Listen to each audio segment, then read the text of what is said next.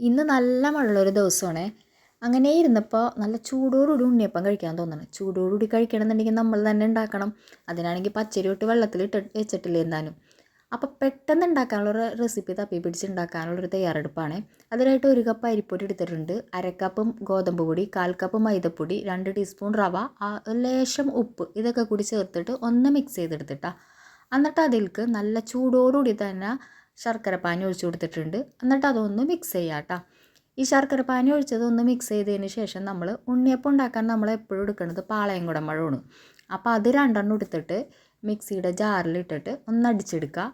എന്നിട്ട് നമുക്ക് ഈ പഴം കൂടി ഈ മിക്സിയിലോട്ട് ചേർത്ത് കൊടുക്കാം കേട്ടോ. അതൊന്ന് മിക്സ് ചെയ്തതിന് ശേഷം നമ്മൾ ആവശ്യത്തിനനുസരിച്ച് വെള്ളം ചേർത്ത് കൊടുത്ത് നല്ല കട്ടിയും അല്ലാണ്ട് നല്ല ലൂസും അല്ലാണ്ട് ഉണ്ണിയപ്പത്തിൻ്റെ ആ ഒരു മാവിൻ്റെ പരുവത്തിലാക്കി എടുക്കാം കേട്ടോ.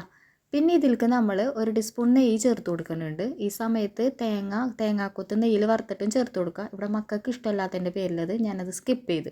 പിന്നെ ലേശം ഏലക്ക പൊടിച്ചത്, 1 ടീസ്പൂൺ എള്ള്, 1 നുള്ള് സോഡാപ്പൊടിയും കൂടി ചേർത്ത് കൊടുത്തിട്ടുണ്ട് കേട്ടോ. അതിനുശേഷം ഞാൻ ഉണ്ണിയപ്പത്തിൻ്റെ പാൻ അടുപ്പത്ത് വെച്ച് ചൂടായി വന്നപ്പോൾ ഓയിലും നെയ്യും കൂടി മിക്സ് ചെയ്ത് ഒഴിച്ച് അതിലേക്ക് നമ്മൾ ഉണ്ണിയപ്പത്തിൻ്റെ മാവ് ഒഴിച്ച് കൊടുത്തിട്ടാ. എന്നിട്ട് പിന്നെ നമ്മൾ തിരിച്ചും മറിച്ചും ഉണ്ണിയപ്പം ഫ്രൈ ചെയ്തെടുത്ത്. സംഭവം നല്ല ഉഷാറായിരുന്നു, നല്ല ടേസ്റ്റ് ഉണ്ടായിരുന്നു, നന്നായിട്ട് പൊങ്ങിയിട്ടൊക്കെ ഉണ്ടായിരുന്നു. പിന്നെ നല്ല സോഫ്റ്റും ആയിരുന്നു. നമുക്ക് പച്ചരിയൊക്കെ വെള്ളത്തിലിട്ട് ഒരുപാട് ടൈം എടുക്കാണ്ട് പെട്ടെന്നൊക്കെ കഴിക്കാൻ തോന്നുന്ന സമയത്ത് ഇതുപോലുള്ള റെസിപ്പി നല്ലതാണ് കേട്ടോ.